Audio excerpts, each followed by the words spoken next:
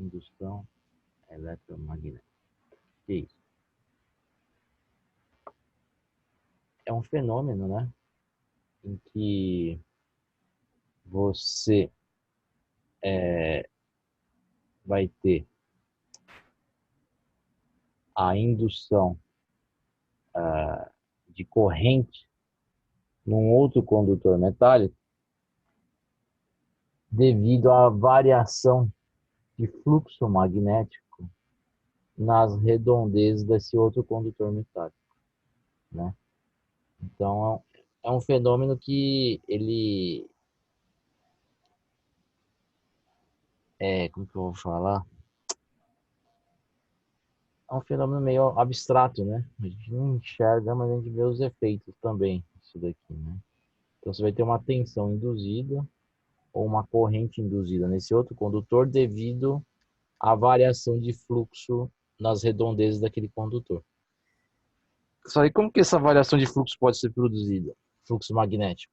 O que é o fluxo magnético, né? A gente está falando aí fluxo magnético, mas o que é o fluxo magnético? Até eu defini aqui, né, o fluxo magnético antes. O fluxo magnético é a quantidade de linhas de campo magnético que atravessam uma determinada área de um objeto. Isso que é o fluxo magnético. Então, se você variar essa quantidade de linhas, ó, que eu desenhei aqui uma espira, né? Ó, eu desenho aqui umas linhas de campo aqui em vermelho, tá vendo?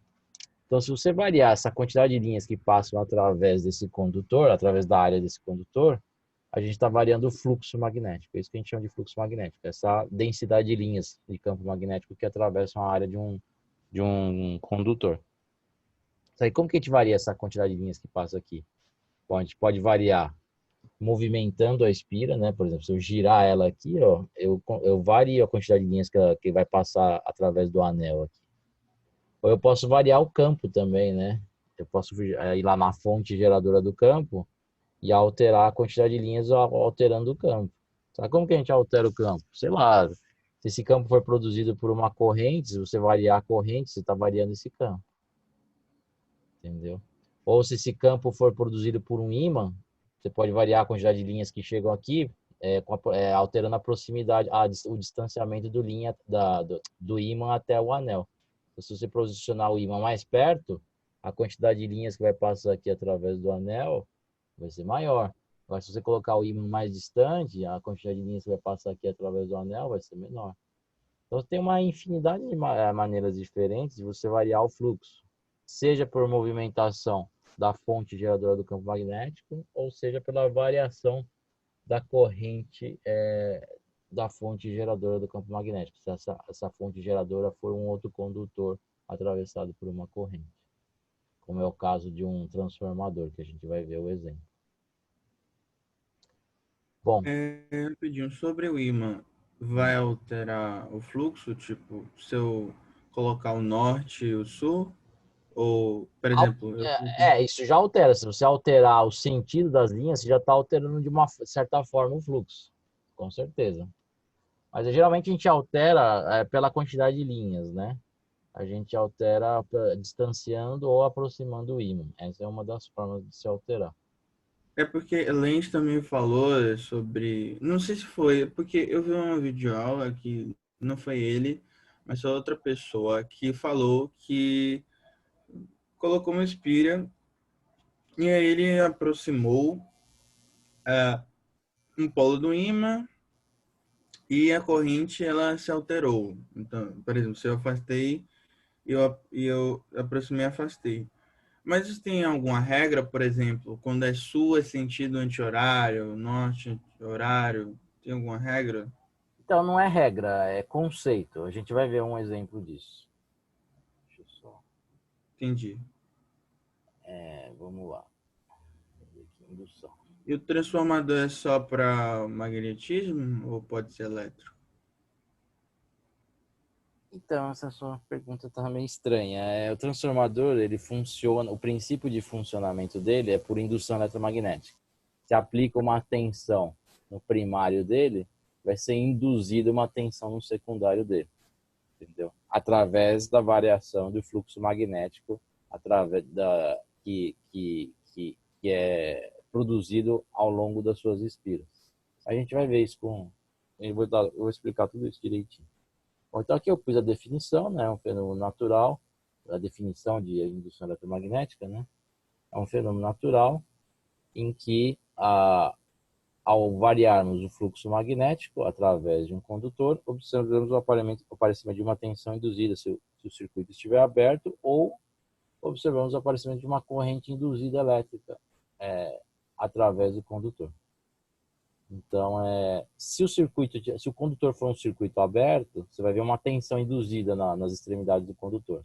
Se o condutor for um circuito fechado, uma espira, aí você vai ver uma corrente induzida e não uma tensão.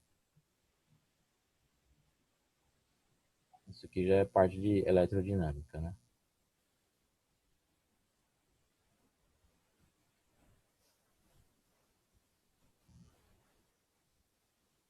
Bom, Faraday. O Faraday foi ele que descobriu esse fenômeno da indução, né? E ele descobriu a fórmula matemática para calcular essa indução de tensão, né? Esse E aqui é de força eletromotriz, né? Induzida. Então, aqui a fórmula que ele descobriu é essa, né? A variação do fluxo num determinado intervalo de tempo. Esse menos, tem lugar que não, tem livros que não colocam esse menos aqui. O que significa esse menos? Esse menos é por conta da lei de Lenz. É para representar a compensação, né, da variação de fluxo. Compensação. Isso aqui é para representar a tensão induzida a fim de compensar a variação de fluxo que teve, né? Então, alguns livros colocam esse negativo para representar isso. A compensação, a tensão induzida vai ser para compensar a variação de fluxo que tem. Então, você pode produzir um campo induzido através dessa tensão induzida, que seja no sentido contrário ao do campo que foi variado, né? E aí, esse sinal negativo é para representar isso. Mas não é uma obrigatoriedade. Tem livro que não tem isso daqui, esse sinal negativo. Não é uma coisa muito importante nesse sinal negativo. Então, quando você induz a tensão, né, ou a corrente num condutor, vai ser produzido um campo magnético, né? Porque a gente viu, né, que toda corrente elétrica produz um campo magnético circular ao redor de um fio reto ou um fio circular. A gente viu isso na última aula. Então, toda vez que você for induzir corrente, você vai ter um campo produzido. Esse campo produzido para essa corrente induzida, a gente chama de campo induzido. Bom, para calcular a corrente induzida, aí é a primeira lei de Ohm, né? Você vai pegar a tensão induzida e dividir pela resistência equivalente do seu circuito fechado. Então, se for uma espira que tiver um resistor lá, você vai dividir pela resistência do resistor. Se essa espira tiver uma resistência elétrica considerável, você vai pegar a tensão induzida nos terminais da sua espira e dividir pela resistência elétrica da espira. Você vai ter o valor da corrente induzida. Bom, aplicação daqui da lei de Faraday-Neumann, né? Então, foi o Faraday e o Neumann, né? Foram dois cientistas diferentes, né? O Faraday era inglês, o Neumann era alemão, e eles mais ou menos na mesma época, mas separadamente, descobriram exatamente o mesmo fenômeno, né? É lógico que quando os caras devem ensinar isso lá na Inglaterra, eles devem falar que é o Faraday que descobriu, né? E na Alemanha, quando eles ensinam isso, eles devem falar que só o Neumann que descobriu isso, né? Cada um puxa a sardinha pro seu lado. Mas, como a gente não é nem de uma nacionalidade nem de outra, né? Aqui os caras falam a verdade, né? Foi o Faraday e o Neumann que descobriram mais ou menos concomitantemente esse fenômeno, só que separadamente, né? Eles eram cientistas que trabalhavam separados. Bom, aplicação. Uma aplicação muito importante, né? Que a gente usa hoje em dia largamente. A gente só está conseguindo fazer essa videoconferência agora graças a essa aplicação, que é o fenômeno da geração da energia elétrica, né, numa usina elétrica. O princípio de funcionamento básico, né, da geração da energia elétrica numa usina elétrica a gente utiliza o fenômeno da indução eletromagnética. O que tem lá na produção, né, na geração da energia elétrica? Tem lá um imenso ímã. Eu não sei exatamente, porque eu nunca... Até uma coisa aqui, meio que um dever de ofício e um turismo que eu ainda tenho que fazer, que é visitar Itaipu, né? Dizem que é bem legal lá, né? E você lá você aprende bastante coisas assim curiosas lá, né, da usina, né? Eu não sei exatamente como que é produzido esse campo magnético lá, mas provavelmente deve ser um ímã gigante que tem lá, que vai produzir esse campo magnético. E a turbina, o que que é? É tipo um motor, né? Que você vai ter conectado no eixo desse motor, uma espira, né? Que nem eu desenhei aqui, ó. E a turbina gira, né? Quem vai girar lá o eixo da turbina vai ser o movimento das águas, no caso de uma usina elétrica. Ou no caso de uma usina eólica, quem vai movimentar o eixo da turbina é o vento. Ou numa usina termoelétrica, o que vai movimentar o eixo da turbina, que vai movimentar a espira aqui, circular, vai ser a pressão do vapor de água. Esse vapor de água ele pode ser gerado de várias formas, né?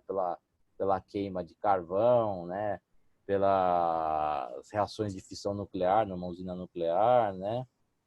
Então, o que diferencia uma usina da outra, né? Basicamente é como que essa turbina é movimentado o eixo dela. É isso que diferencia uma usina da outra.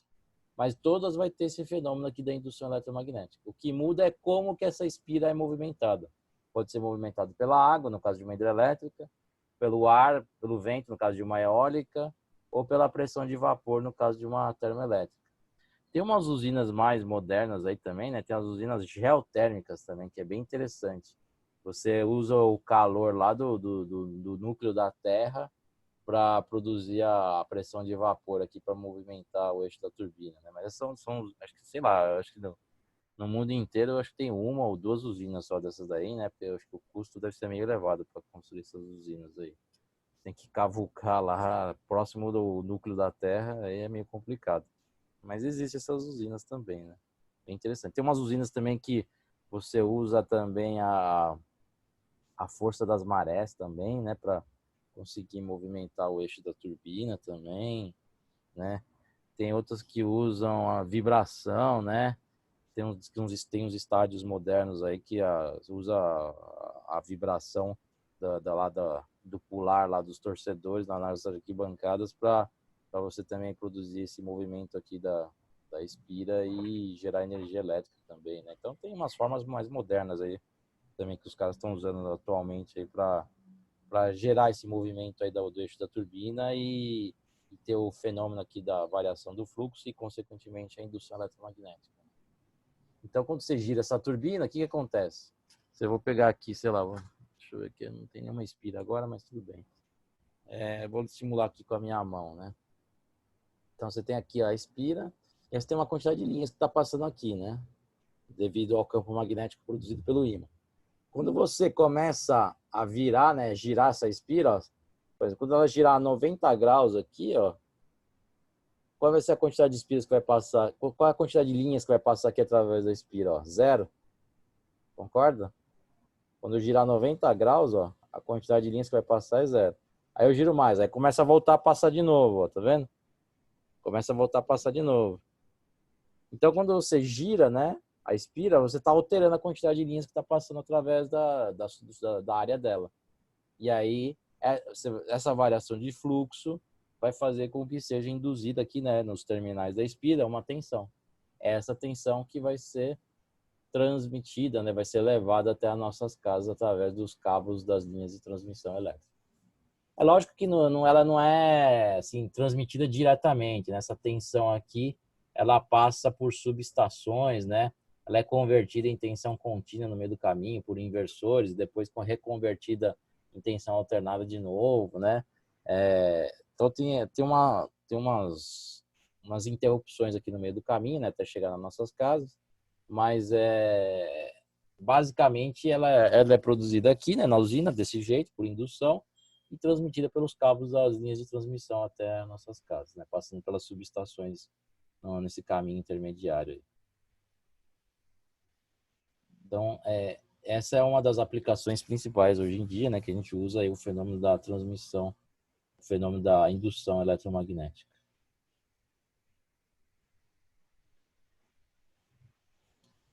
Bom, aí aqui eu vou explicar uma outra curiosidade, que eu já expliquei lá na fonte, né? Mas quando a tensão é gerada aqui na usina elétrica, né? Ela é uma tensão senoidal alternada. O que significa alternada? Significa que você tem alteração entre ciclos positivos e negativos da tensão, né? Ela muda de polaridade, né? Se você pegar aqui, né, esses dois pontos aqui onde ela é induzida, Você vai ter aqui 16 milissegundos que ela vai ficar positiva aqui e negativa aqui. Aí muda, vai ficar mais 16 milissegundos negativo aqui e positivo aqui, né? Ela vai ficar invertendo de polaridade a cada 16 milissegundos, né? Como que a gente chega nesse valor aqui? A gente chega nesse valor de período de oscilação da tensão pelo movimento do giro da espira aqui, né, da turbina. A frequência de giro do movimento circular da espira, da turbina, é 60 Hz, né? Tem usinas, né, que você vê lá na tomada, lá em alguns estados, que a frequência lá da tomada é 50 Hz, né? Por causa que a frequência de giro do movimento circular da espira lá da usina que produz a energia, aquela energia é 50 Hz, a frequência de giro do movimento circular uniforme lá da espira da turbina, entendeu? Então essa frequência aqui, né, que você vê nas tomadas, na verdade, é a frequência com que gira lá o eixo da turbina da usina, gira o movimento circular, né? A frequência do movimento circular uniforme da espira lá que está conectada no eixo da turbina da usina.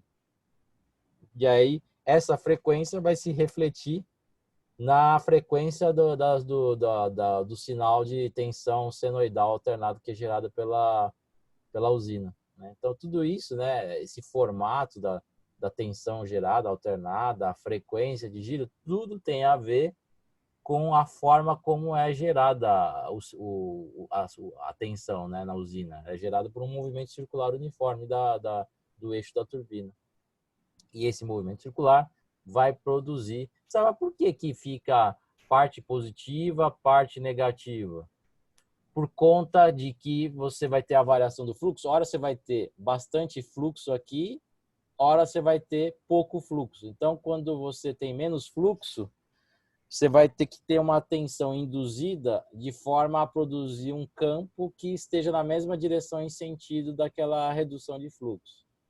Quando você tem aumento do fluxo, aí você vai ter que produzir um campo no sentido contrário para compensar esse aumento de fluxo que teve. E aí, para você produzir um campo no sentido contrário, você precisa inverter o sentido da corrente. E aí, quando você inverte o sentido da corrente, você inverte o sentido dos polos da tensão induzida. Por isso que alterna entre positivos e negativos a tensão induzida. Por causa que você tem aumento de fluxo e redução de fluxo durante o giro da espira aqui, né, da turbina.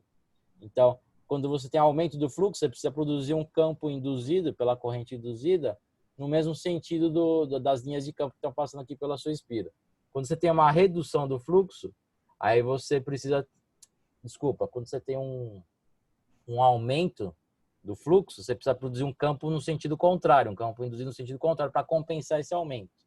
Se você tem uma redução num determinado sentido do campo, você precisa produzir um campo no mesmo sentido para compensar essa redução. A tendência da natureza é sempre deixar as coisas estáveis. Então, se você teve um aumento, você vai ter que ter uma compensação reduzindo para você voltar naquela condição de estabilidade que você tinha. Se você tem uma redução, você vai ter que ter uma produção de um campo no mesmo sentido que você tinha para compensar aquela redução. Isso que eu acabei de enunciar para você é a chamada lei de Lenz. Essa lei da compensação do campo induzido por uma corrente induzida é o que a gente chama de lei de Lenz. Então, a tendência da natureza é: eu quero que o meu fluxo magnético seja daquele jeito, como sempre foi. Então, se eu provocar qualquer alteração, a natureza vai agir, produzindo uma corrente induzida num condutor, de modo a produzir um campo num determinado sentido que compense essa variação de fluxo que alguém provocou naquela região do espaço. Então, se você tiver uma redução do campo, num determinado sentido, você vai ter que ter uma indução de um campo no mesmo sentido para compensar aquela redução, para você recuperar aquela redução que você teve. Agora, se você tiver um aumento do campo numa determinada direção e sentido, para compensar esse aumento, para você voltar naquilo que você tinha antes, você precisa reduzir esse campo. Então, você vai produzir um campo induzido no sentido contrário daquele campo que foi aumentado naquele outro sentido. Entendeu? Então, isso que eu acabei de falar para você é a chamada lei de Lenz, né? Essa lei da compensação aí do campo induzido é o que a gente chama de lei de Lenz. Um outro exemplo, né, de aplicação da indução eletromagnética é lá num dispositivo que tem em todos os carros, que a gente chama de alternador. O alternador é uma mini usina elétrica também que tem lá dentro do carro. É um aparelho também que vai ter lá um ímã também, né? E vai ter uma espira. Essa espira também ela é conectada no, ela vai ser conectada de alguma forma no eixo do motor do carro, né? E quando o eixo do motor do carro, do motor a combustão do carro gira, essa espira vai girar também. Ela vai girar através de um ímã, que tem um campo magnético aqui também. E aí você vai ter a indução de tensão também, né? Nos terminais dessa espira, devido à variação de fluxo que você vai ter quando essa espira gira devido ao movimento do eixo do motor do carro, do motor a combustão. E aí esses terminais da espira vão ser ligados aqui nos terminais da bateria para ir carregando ela, né? Você concorda comigo que se você não carregar ela, uma hora ela descarrega. A gente usa ela, né, para dar partida no carro, para acender os faróis, para ligar o rádio. Agora a gente usa muito mais agora porque o carro tem bastante eletrônica agora, né? Usa para acionar a injeção eletrônica também, né? Ignição eletrônica. Então, o consumo de corrente do carro hoje em dia é bastante elevado, né? Então, a bateria é importante, ela está sempre bem carregada. Porque se você não tivesse um dispositivo que ficasse carregando ela direto, ela ia descarregar rapidinho e você não ia conseguir funcionar o carro, todo o dispositivo que você precisa, entendeu? Então, a gente precisa desse alternador, que é um gerador que fica em paralelo com a bateria carregando ela continuamente, para ela não descarregar. Sabe por que uma hora ela não carrega mais e a gente precisa trocar ela? Por que tem uma hora que ela não carrega mais? Porque os eletrodos aqui, né, a explicação é química, né? Os eletrodos aqui vão se desgastando. Quando você faz o processo de recarga, o que acontece? Aonde você tem lá o seu ânodo, né? O que acontece? Você vai oxidar, né? E quando você vai recarregar, você vai oxidar aqui e vai reduzir aqui o polo positivo, né? Onde ocorria, na verdade, onde ocorria a redução, você vai oxidar, né? Você vai retirar daqui. E aqui onde tinha oxidação, você vai reduzir. Você vai querer recuperar esse eletrodo que estava oxidado, né? Devido à descarga da bateria. Então, quando você vai reduzir aqui o eletrodo negativo, o ânodo, os elétrons eles não conseguem mais entrar direitinho, né, naqueles espaços vazios que você tinha no eletrodo. Cada recarga que você faz, meio que você danifica lá a estrutura do eletrodo e os elétrons não conseguem entrar direitinho lá para reconstruir aqui o eletrodo, né? E você conseguir fazer de novo a bateria funcionar no seu máximo de carga, né? Então, esse processo de carga e descarga vai deteriorando esses eletrodos e você não consegue repreencher de novo, né? O eletrodo aqui, o ânodo, você não consegue repreencher os espaços vazios com os elétrons da recarga, né? E aí, uma hora, você vai ter que trocar a bateria. Então, o alternador é isso, é uma mini usina de geração de energia elétrica para recarregar a bateria do carro também. Você fala, mas aqui também a energia não é alternada, a tensão é induzida aqui, nos terminais da espira não é alternada também, e a bateria é uma fonte de tensão contínua, né? Não dá pau. É verdade, a tensão aqui também é alternada porque o processo de geração é igual da usina, é por um movimento circular uniforme, é um movimento oscilatório que está acontecendo também. E aí, o que faz? Bom, aí os caras usam aqui uma pequena fonte. Eu não desenhei aqui no desenho, no esquema, né? Mas eles usam uma pequena fonte aqui para converter essa tensão alternada em contínua para depois ligar nos terminais da bateria, né? Aqui no meio do caminho tem uma fonte aqui que os caras ligam, né? Nos terminais aqui da espira. E aí depois a saída da fonte é ligada aqui nos terminais da bateria para recarregar a bateria com uma tensão contínua, né? Não com uma tensão alternada. Se colocar uma tensão alternada aí, você vai carregar, descarregar, carregar, descarregar. Porque você vai ficar alterando a posição dos polos toda hora, né? Com a tensão alternada. Então tem que ser uma tensão contínua aí para recarregar a bateria do carro. Então tá aqui, né? Essa aqui é a tensão alternada, produzida pelo gerador, e depois os aparelhos eletrônicos para ter a fonte, né? Para transformar a tensão contínua com os circuitos eletrônicos funcionarem com a tensão contínua, que eles só funcionam com tensão contínua. Só os motores elétricos, né, que você pode usar direto essa tensão alternada, que aquele motor elétrico funciona com tensão alternada. Tensão contínua. Tem um motor de tensão contínua também, né? Aí você vai precisar de uma fonte para converter a tensão alternada que ela é transmitida pelas usinas, né, até a cidade, né? Essa aí você vai ter que converter através de uma fonte em tensão contínua para fazer funcionar um motor de corrente contínua. Mas tem os motores de corrente alternada também que funcionam. Um outro exemplo de aplicação, né? Aí da indústria eletromagnética é naquela, você já deve ter visto, né? Tem as bicicletas lá, né? Que você pedala e começa a acender lá uma lanterninha, né? Nada mais é que você tem lá, que os caras instalam lá no eixo lá do pedal, lá, né? No pé de vela lá. Uma mini usina de geração elétrica também. Quando você gira lá o pedal, né?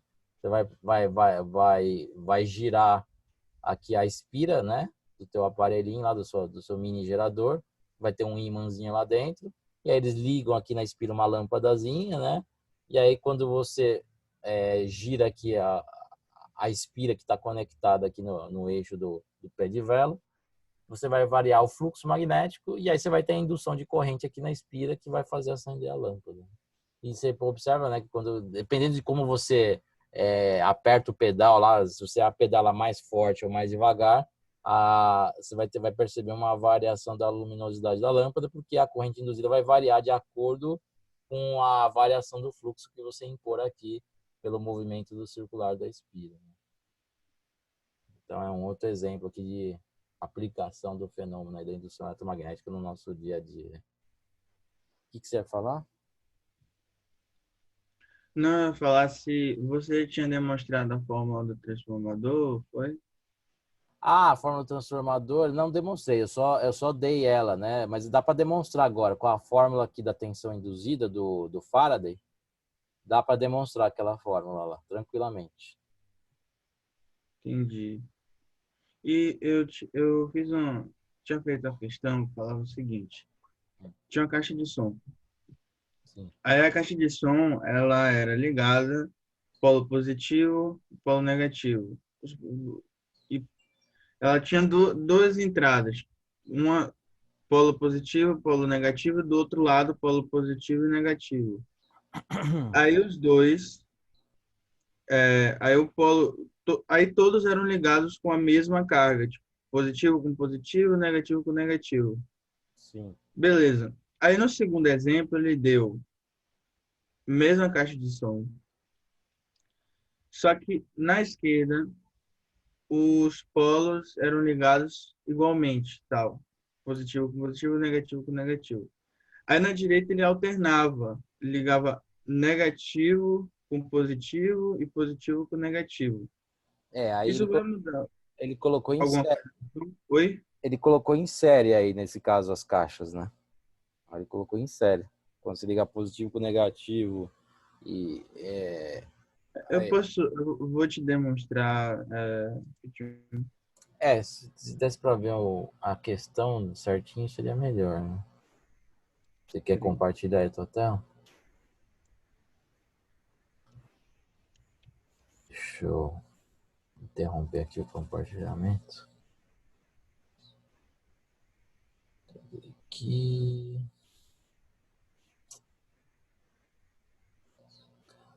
Compartilhar aqui. Opções de compartilhamento. Vários participantes podem compartilhar.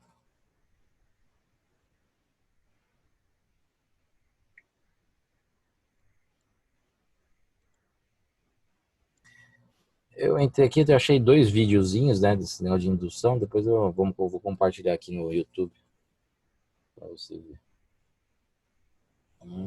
Certo. Vou lá. Acho que até já vi essa questão em algum lugar. Polaridade correta. Se ligou aqui positivo com positivo, negativo com negativo. Certo. Tá. Polaridade invertida. Que se ligou positivo com negativo, positivo com negativo. Tá. O que ocorre com os alto-falantes E e D? Nos manuais de instalação, o frontier funciona normalmente e o D entra em curto-circuito e não emite som.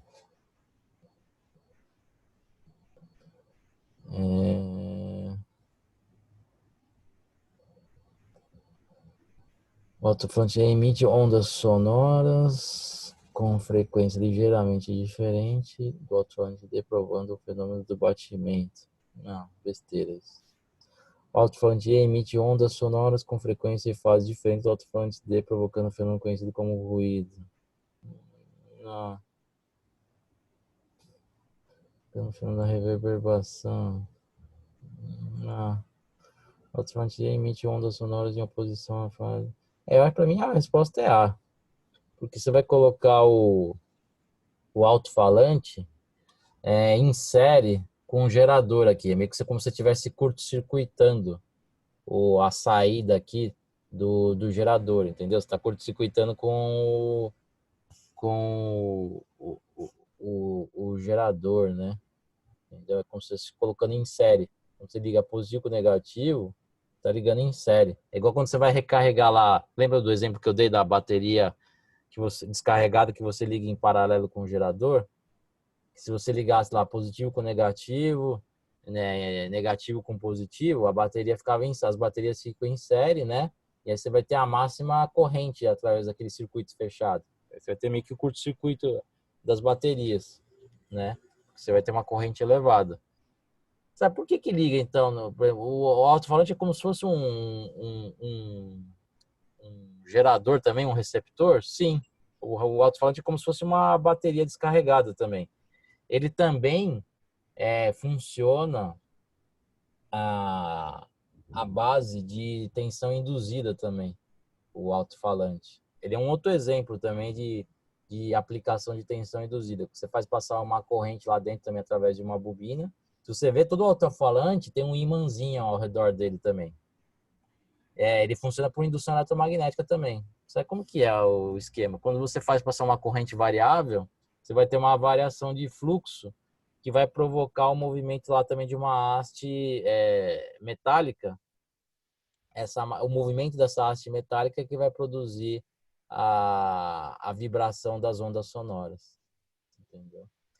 Então aqui é o comentário da questão, né? Para que haja produção de onda mecânica do som, é necessário o deslocamento da caixa em relação ao ar. Isso foi o que eu falei. As polaridades alteram o sentido de movimentação da caixa. Ah, tá. Quando você altera isso, quando você inverte a polaridade lá, você vai alterar o sentido da tensão induzida, a polaridade da tensão induzida. E aí você vai provocar um movimento também diferente, né, lá da haste do alto-falante, que vai fazer com que o movimento produzido seja diferente, consequentemente o som que você vai ouvir vai ser um pouco diferente, né? Não, mas por que não seria curto-circuito? Então, por que não seria curto-circuito? O alto-falante aqui, ele é como se fosse uma resistência, né? É como se fosse uma resistência. É uma resistência aí com polaridade, né? Então, o que vai acontecer? Se você inverte a polaridade dessa resistência, ela vai continuar sendo uma resistência. A única coisa é o seguinte, é que a tensão induzida nessa resistência, ela vai ser de polaridade invertida, se você inverter aqui a polaridade do gerador que está ligando em paralelo aqui. Entendeu? É igual lá do motor elétrico. Se você coloca lá um gerador com uma determinada polaridade lá no motor elétrico, ele gira num determinado sentido, o eixo do motor. Se você inverter a polaridade da bateria que você liga lá em paralelo com o receptor do motor elétrico, o sentido de giro do motor se altera. Por que não é um curto? Porque o motor, o alto-falante, eles funcionam como se fossem uns resistores. Só que são os resistores com polaridade, entendeu? São resistores que funcionam à base de tensão autoinduzida. Tanto o motor quanto o alto-falante, você vai ter uma tensão autoinduzida nos terminais deles também. A tensão autoinduzida no motor vai produzir o eixo do motor num determinado sentido. E no alto-falante, a tensão induzida vai provocar um movimento lá de uma haste que vai sensibilizar lá a película lá do alto-falante que vai produzir o som, né? Então, se você inverte o sentido do gerador que você liga, na verdade, quando você inverte aqui o sentido da polaridade, você está continuando a ligar em paralelo, só que você vai inverter o sentido da corrente, entendeu? Na verdade, a caixa de som ela não tem uma polaridade. Você colocar mais e menos aqui é meio errado.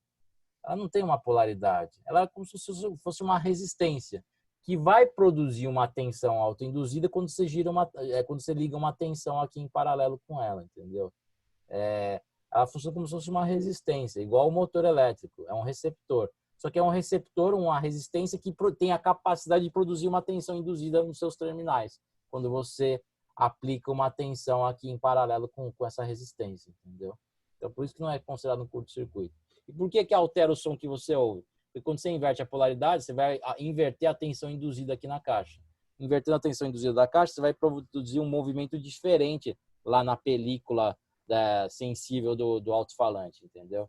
Então, por isso que muda, altera o som. A explicação é essa, fisicamente falando. Então, os caras colocar aqui polaridade na caixa é meio errado. Essa polaridade só vai existir a partir do momento que você liga os fios do gerador aqui, que você liga em paralelo, entendeu? Não é uma polaridade fixa essa da caixa. Eles colocam de um jeito como se isso aqui fosse uma bateria descarregada, né? Uma bateria descarregada, tudo bem, ela vai ter aqui polos fixos sempre, né? Independente de como você liga aqui os fios, esses polos sempre vão existir. Agora, no alto-falante e no motor elétrico, esses polos só vão existir a partir do momento que se liga um gerador em paralelo, entendeu? Do contrário, esses polos não existem, porque esses polos existem temporariamente no alto-falante e no motor elétrico. Eles só vão existir quando você aplica uma tensão em paralelo e aí você vai induzir uma tensão aqui nesses terminais, produzindo esses polos aqui, mas não são polos permanentes, né? No alto-falante e no motor elétrico. Então dá uma certa confusão. Parece que, sei lá, são dois geradores aqui que você ligou em série, né? E aí você geraria um curto-circuito. Mas não é bem isso, porque um alto-falante e um motor elétrico, eles são geradores temporários, né? Com tensão menor do que a tensão que você liga em paralelo. Então, eles vão ser sempre receptores, né? Que você está ligando um gerador em paralelo que vai induzir uma tensão aqui nos seus terminais, de modo a produzir um efeito mecânico desejável. No caso do alto-falante, você vai sensibilizar lá uma película que vai produzir as ondas sonoras, e no caso de um motor elétrico, você vai fazer girar lá o eixo do seu motor. E quando você inverte a polarização dessa bateria que você liga em paralelo com o seu receptor, você vai inverter o sentido da tensão induzida aqui. Consequentemente, o efeito mecânico vai ser diferente. Você vai produzir uma inversão de sentido no movimento mecânico também. Então, no caso de um motor elétrico, né, acho que você não, sei lá, não sei se você tem um motorzinho elétrico em casa. Mas se você ligar uma bateria com os polos invertidos nesse motorzinho elétrico, você vai ver que o sentido do giro do motor vai inverter também. Por quê? Porque a tensão induzida vai ser diferente, vai ser a tensão induzida vai ter polaridade invertida, consequentemente, o movimento produzido pela tensão induzida, o movimento mecânico, também vai ter o seu sentido invertido também. Não, mas, por exemplo, eu tenho um controle do ar-condicionado, por exemplo. Se eu inverter, se eu colocar, por exemplo, em oposição, não vai funcionar. Aí seria um curto-circuito, não, né? Sim. Aí é um curto-circuito, sim. Porque aí é o caso que eu te expliquei, né? É o caso da bateria. Não, peraí, deixa eu pensar aqui. Se você inverte aí as pilhas do controle remoto do ar-condicionado, né? Então, aí não é que é um curto-circuito, não é um curto-circuito. É que aí é o seguinte, você tem um circuito eletrônico aí dentro do seu controle remoto, e ele funciona quando a bateria é ligada com uma determinada sentido de polaridade. Se você inverte o sentido entre positivo e negativo, lá o seu circuito eletrônico digital lá dentro do seu controle remoto, ele vai parar de funcionar porque o princípio de funcionamento dele é para aquele sentido das baterias, não é que você vai colocar em curto. O que é o curto? Né? O curto é quando você liga aqui positivo e negativo por um fio direto. Né? Isso que é um curto-circuito. Ou se você liga duas baterias em série. Aí você também está produzindo um curto-circuito, porque você vai produzir uma corrente elevada nesse circuito. Né? Porque as baterias, as duas vão estar conduzindo no mesmo sentido. Então você vai produzir uma corrente elevada. Quando você inverte a pilha num circuito, o que você está fazendo? Você vai deixar de fazer ele funcionar porque ele foi projetado para funcionar com aquela polaridade de pilha. Se você inverter, aí você vai alterar as condições de funcionamento do seu circuito. Ele vai parar de funcionar.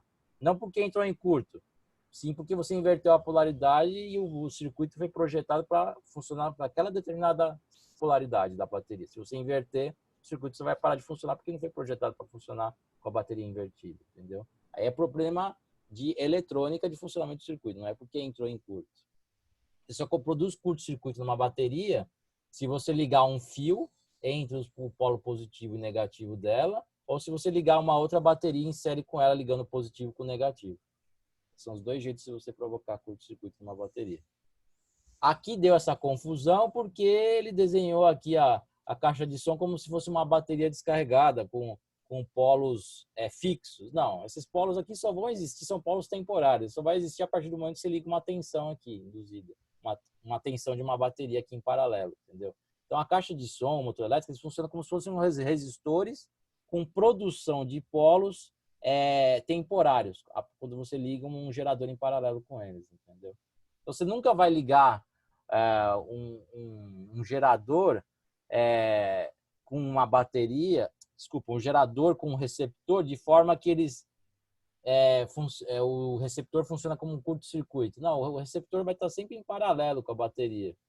A bateria vai ser sempre o fornecedor de energia para esse receptor aqui, que vai induzir uma tensão nos seus polos de modo a produzir um efeito mecânico desejável. No caso da caixa de som, você vai ter lá o movimento da sua película, que vai produzir a onda sonora, e no caso do motor elétrico, você vai ter o movimento do eixo do motor, né? Por conta dessa tensão autoinduzida nos seus terminais, devido a essa tensão da bateria que você liga nos terminais desse receptor. Não sei se deu para entender. Então seria um curto-circuito só se você ligar duas baterias em série, que é exatamente desse jeito que ele fez aqui no desenho, né? Ligar o positivo de uma com o negativo da outra, ou se você ligar um fio entre o positivo e o negativo, você vai estar produzindo um curto também, entendeu? Na bateria. Agora, se você pegar o fio do alto-falante e ligar o positivo do alto-falante com o negativo do alto-falante, você não vai ter curto nenhum, porque você não tem corrente, né, nessa situação. Porque, como eu falei para você, o alto-falante é um gerador temporário, assim como o motor elétrico. Só vai ter tensão induzida nos seus terminais, só vai ter polaridade a partir do momento quando você liga uma bateria em paralelo com ele. Entendeu? Agora, se você pegar uma bateria e ligar um fio entre o positivo e o negativo, aí você vai ter um curto-circuito, você vai ter uma explosão, você vai ter uma corrente aí tendendo ao infinito, pela primeira lei de Ohm. Essas questões são bem sutis, sabe? Você precisa, esse é um tipo de questão que é uma questão de Enem. que você precisa saber muito bem como que funciona o princípio de funcionamento de um alto-falante, que é igualzinho de um motor elétrico. Foi até bom você ter colocado essa questão, né? Que é um exemplo que eu posso colocar aqui na minha aula, né? De um alto-falante, além do motor elétrico, né? Posso colocar como naquela aula de receptor, né? Colocar também um alto-falante. É exatamente a mesma finalidade do motor elétrico, entendeu? Então vamos aqui compartilhar de novo a tela. Então aqui é o exemplo aqui da bicicleta que eu dei, né? E tem também, né? Eu posso dar o exemplo também do alto-falante, né? Ele também funciona à base de tensão induzida também, né? O alto-falante também é um outro exemplo, né?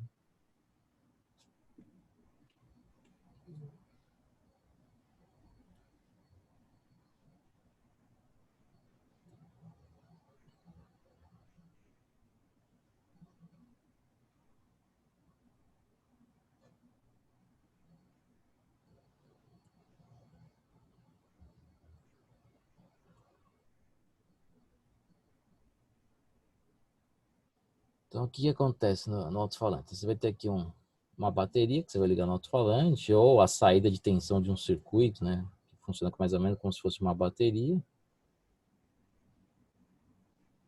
Aí aqui o alto-falante, ele também tem um enrolamento interno, ele também tem um ímã dele. Todo o alto-falante, se você perceber, se você olhar um alto-falante, ele tem um ímã, né?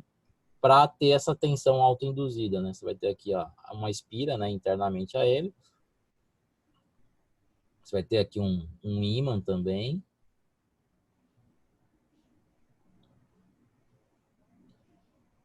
Isso aí, como que é produzida aqui a variação de fluxo, né? Você vai ter um fluxo aqui, magnético, né? Desse ímã. Essa corrente que vem para a espira aqui do alto-falante é uma corrente variável. E quando você ouve um som, sei lá, de qualquer tipo de som, pode ser o som de uma pessoa falando ou de um áudio de música, é um som totalmente variável, né? Não é um som constante. Esse som variável, ele é convertido em corrente elétrica, né? Por exemplo, como que você converte som em corrente elétrica? Através do microfone. O microfone é um outro dispositivo também de geração de tensão induzida, né? Pela movimentação mecânica. Quando a gente produz o som, né? São ondas mecânicas que vão sensibilizar lá uma película no microfone. E essa sensibilização da película, que é movimentada, vai produzir uma variação de fluxo magnético lá no microfone. O microfone também tem um imãzinho lá dentro, que também vai induzir uma tensão. Essa tensão induzida que vai gerar o som em forma de corrente. E essa corrente variável vai passar por essa espira aqui no alto-falante. Essa corrente variável vai produzir um campo magnético variável. E esse campo magnético variável é que vai fazer induzir uma tensão aqui, que vai gerar uma tensão variável na bobina do alto-falante. Essa tensão variável vai produzir um movimento variável da película do alto-falante, um movimento mecânico variável, que vai gerar a conversão desse sinal elétrico variável num sinal mecânico variável, que é o som. Entendeu? Então, aqui você também vai ter uma tensão auto-induzida aqui nos terminais da bobina do que tem dentro do alto-falante. Quando você fala que quando você fala que é um gerador temporário, é porque Porque só vai gerar o tensão. objeto em questão é um receptor de origem? O alto-falante é um receptor, né? Ele nunca vai ser um gerador contínuo. Ele só vai gerar tensão nos seus terminais quando você liga uma bateria em paralelo com ele. A partir do momento que você desliga, não vai ter mais produção de tensão aqui nos terminais dele, entendeu? Por isso que ele é temporário.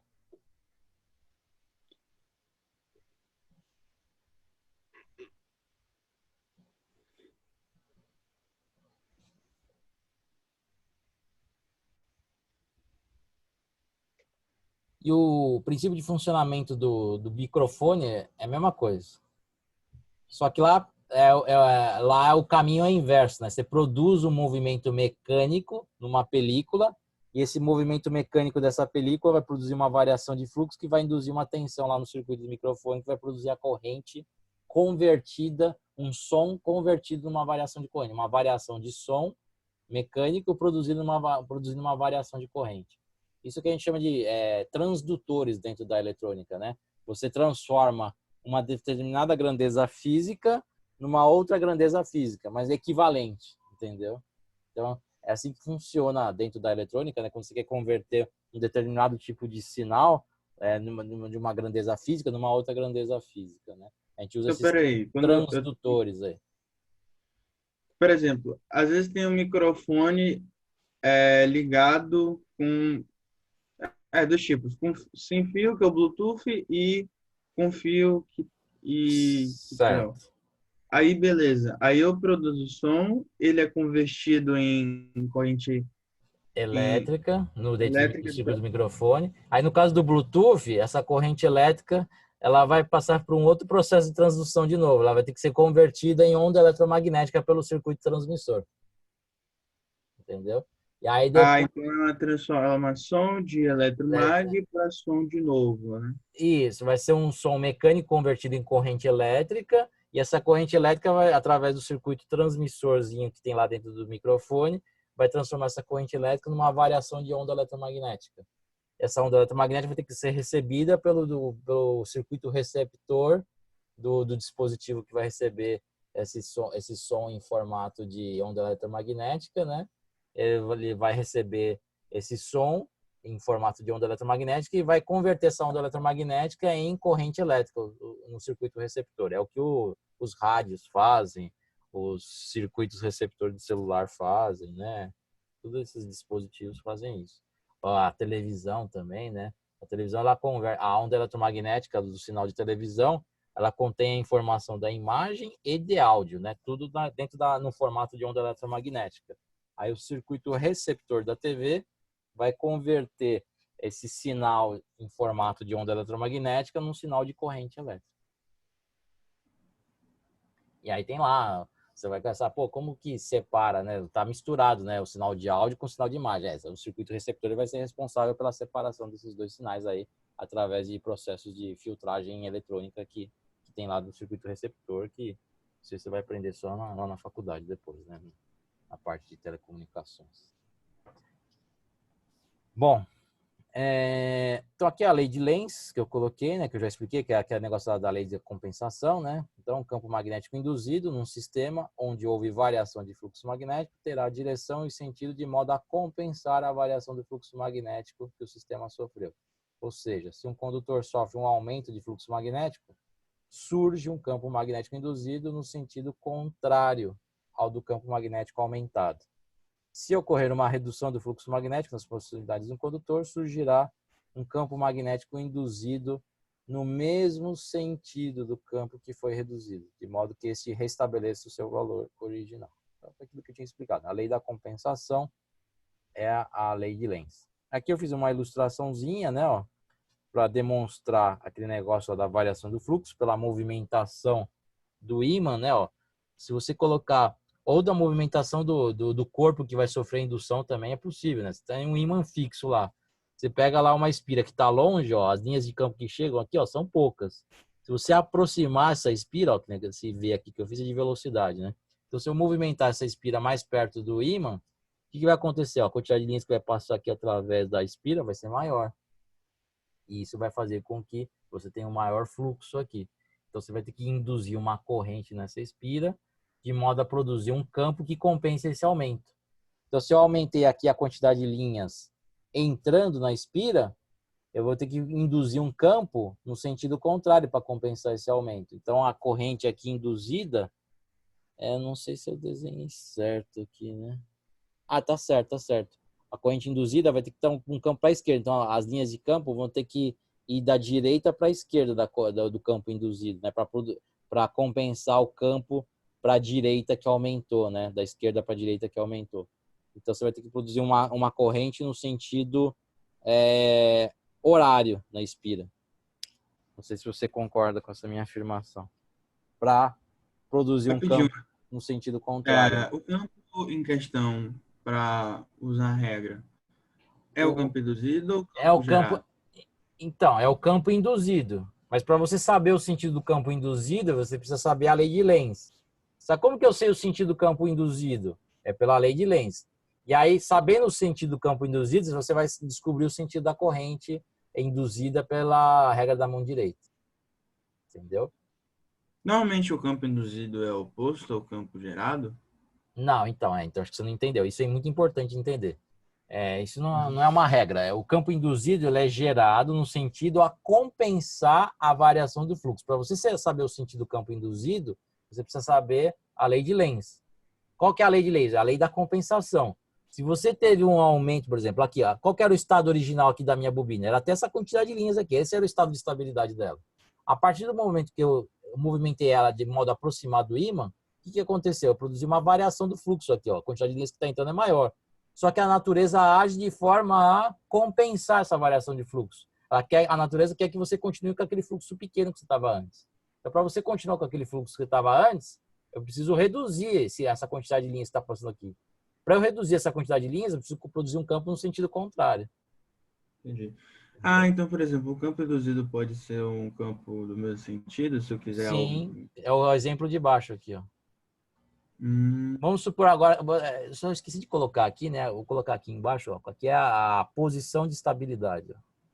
E também não é uma regra se você aproximar o norte, que eu até perguntei anteriormente, se a corrente é horário, anti-horário. Não é tudo é pela lei de Lenz. Tudo é pela lei de Lenz.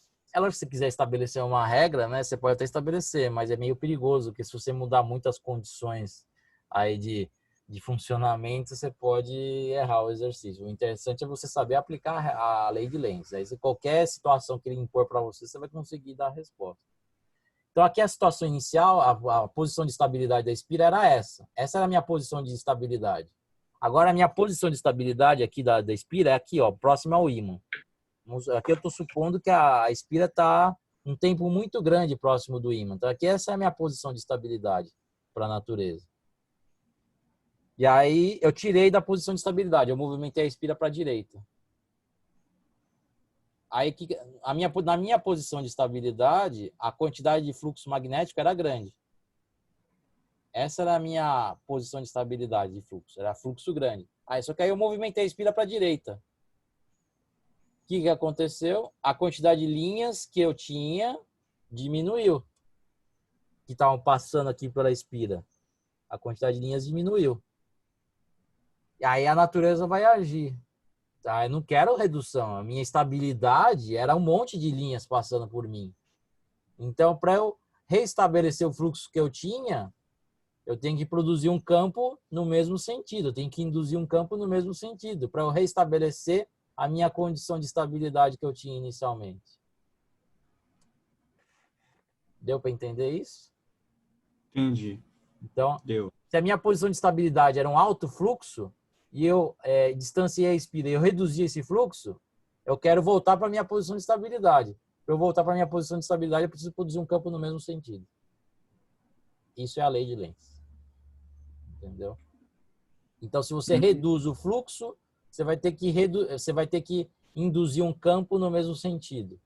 Se você aumenta o fluxo, para você voltar à condição de estabilidade que você tinha, você precisa produzir um campo no sentido contrário ao que você tinha originalmente. E aí o sentido da corrente vai ser determinado pelo sentido do campo induzido. Então você precisa saber a lei de Lenz para saber o sentido do campo induzido. E aí, usando a regra da mão direita, com o sentido do campo induzido, você acha qual é o sentido da corrente induzida. Esse é o caminho. Você tem que saber qual que é o sentido do campo induzido para usar a regra da mão direita com o campo induzido, não com o campo original, com o campo induzido, e aí você descobre o sentido da corrente induzida. Esse é o caminho. É um caminho meio que de trás para frente em relação ao que a gente estava acostumado lá na aula passada, que era achar o sentido do campo pelo sentido da corrente, né? Pela regra da mão direita. Aqui o caminho é meio de trás para frente. Pelo sentido do campo, você vai usar a regra da mão direita para descobrir o sentido da corrente induzida. Pelo sentido do campo induzido. Para você saber o sentido do campo induzido, você usar a lei de Lenz. Então, você vai ter um campo induzido no mesmo sentido se você tiver uma redução de fluxo naquele condutor. Se você tiver um aumento de fluxo naquele condutor, você vai ter um campo induzido no sentido contrário ao campo original que estava passando por esse condutor. Isso é a lei de Lenz. Deu para entender? Deu. Quais eram os problemas que estavam acontecendo nos nossos exercícios lá, né? Que estava dando tudo resposta invertida. Meio que os caras, por exemplo, quando eu aproximava lá a espira do ímã, né, o que acontecia? Meio que estavam... Desculpa, você fala das questões da URGS? Isso. O que acontecia? Quando se aproximava a espira lá do ímã, por exemplo, né, eu considerava que estava aumentando as linhas nesse sentido aqui, né, por exemplo, aqui, ó, da esquerda para a direita, né, ó. Eu considerava isso. E ele estava considerando ao contrário, também meio que estava considerando essas linhas que estavam voltando, né, já no sentido contrário, entendeu? Por isso que as respostas estavam dando invertidas. Aí eu não sei que leitura que ele fazia para considerar esse fluxo dessas linhas aqui já dando uma volta, entendeu? Aí a resposta dá tudo invertida por conta disso. Eu considero essas linhas aqui, ó, que estão saindo aqui do ímã, do polo norte do ímã, entendeu? Para determinar o sentido do campo que está passando pela espira. É que depois ela vai dar a volta, né? Ó, a linha vai dar a volta aqui, ó. Aí o sentido do campo muda, né? E ele meio que está considerando o sentido do campo depois que a linha já deu a volta. Por isso que as minhas respostas estavam dando invertidas em relação às dele, entendeu? Ah, entendi. Então, como você disse, depende do referencial, mas como é que você sabe o referencial em questão? Então, aí que tá, né? Você vai ter que meio que adotar o referencial que ele tá adotando nas resoluções dele, nos gabaritos deles aí, entendeu? Para não dar a resposta invertida em relação ao que eu tava dizendo, entendeu? Sobre isso eu vou ver uma aula dos professores da UFSC. Assim, aquela resolução que a gente fez, que eu até mostrei, não foi a melhor de todas. Algumas são úteis, mas tem outras que não são Sim, úteis. sim. Fora que tem gabarito de curso. E até no gabarito oficial deles, que eu tenho um livro, às vezes não ajuda, eles complicam mais ainda. Sim, é Entendeu? verdade. É verdade. Então, aqui você entendeu aqui o sentido das correntes induzidas em cada situação? Que nem aqui, né? Eu quis produzir um campo induzido no mesmo sentido, por causa que teve redução de fluxo. Então, para produzir aqui um campo para a direita, se você pegar a sua espira, para produzir um campo aqui, né? Assim, ó, para ir para a direita, no caso aqui da situação de baixo, né? Você vai ter que produzir uma corrente no sentido anti-horário, usando a regra da mão direita. Não sei se você concorda aí com o que eu fiz no desenho. Você tem a espira aqui assim, o campo vai ter que ir para a direita, né, da esquerda para a direita, o campo induzido. Então, as linhas de campo vão ter que entrar pela esquerda da espira e sair pela direita, né? Para isso acontecer, usando a regra da mão direita, a corrente vai ter que estar no sentido anti-horário, a corrente induzida. Não sei se você concorda com isso, com essa afirmação. Concordo. Tá bom. Tem que concordar de verdade mesmo, porque nos exercícios você vai precisar fazer isso. E no exercício previamente ele vai falar a origem, tipo, se vai afastar. Ah, e outra coisa que eu ia perguntar do sentido da corrente, que no segundo exemplo foi anti-horário. Isso. Por conta da regra da mão direita, né? E do campo induzido, do sentido do campo induzido. Então aqui o campo induzido foi para a direita. Então você vai ter que encaixar a regra da mão direita de acordo com o sentido do campo induzido. Então os seus dedos aqui, ó, vão ter que entrar pela espira e sair pelo lado direito da espira, os seus dedos. E aí o polegar vai dar o sentido da corrente, que vai dar no sentido anti-horário. Primeira regra da mão direita. Então teria que, peraí, teria que posicionar meu Pega, polegar. pega, pega a mão esquerda e simula uma espira com o polegar e o indicador. Isso. Aí suas linhas de campo vão ter que sair pela direita, concorda? Pelo meu desenho aí do campo B induzido aí verdinho. Uhum. Seus dedos então, ó, vai ter que sair pela direita da espira. Então, ao seu polegar aqui, ó, na espira, ó, vai dar um sentido anti-horário aqui na espira que você simulou com os seus dedos indicador e polegar da mão esquerda. Bateu? Uhum. Então meio que eu uso as duas mãos para fazer É, isso. uma para simular a respira, se você não tiver uma espira, sei lá, se você pode criar uma espira aí, né? Pegar um fio aí e criar uma espira. Pegar qualquer Mas aqui argolinha aí. na prova você só vai ter a caneta, né? Não, acho que não pode, mas não vai poder usar muitos artefatos, né? Você pega a mão mesmo e simula uma espira com o indicador e o polegar da mão esquerda e já era. Você consegue simular também. Então tá aí, né? A corrente induzida, o sentido dela, você vai usar a regra da mão direita, usando o sentido do campo induzido que você achou pela lei de Lenz. Então você vai ter que achar o sentido da corrente induzida pelo sentido dos outros dedos, né? Que você tem na mão. Vai ser meio que o caminho de trás para frente que a gente fazia em relação à aula passada. Pelo sentido do campo, você vai achar o sentido da corrente. Na aula passada, a gente achava o sentido do campo pelo sentido da corrente. Aqui o caminho está meio inverso. Mas é a mesma regra. Então, né, o problema lá das resoluções das questões, qual que era? Ele pegava, né, o sentido do campo quando a linha já tinha dado a volta. Aí a minha resposta estava invertida. Eu sempre pegava aqui, né, porque a espira, quando se aproxima, você pega essas linhas aqui ainda que não deram a volta ainda, né? E aí é meio que aquilo que você falou, é uma questão de referencial. Ele meio que considerou a linha passando aqui pela espira quando ela já deu a volta. Aí a resposta sai tudo invertida. Entendeu? Aí você meio que vai ter que adotar o referencial dele para as respostas não darem invertido. Aí eu peguei aqui uns vídeos no YouTube, interessante aqui, explicando a lei de Faraday. A gente pode dar uma olhadinha aqui, ó. Eu não sei se vai aparecer o áudio para você. Se não aparecer, eu vou desconectar aqui meu fone de ouvido. Acho que aí você consegue ouvir também.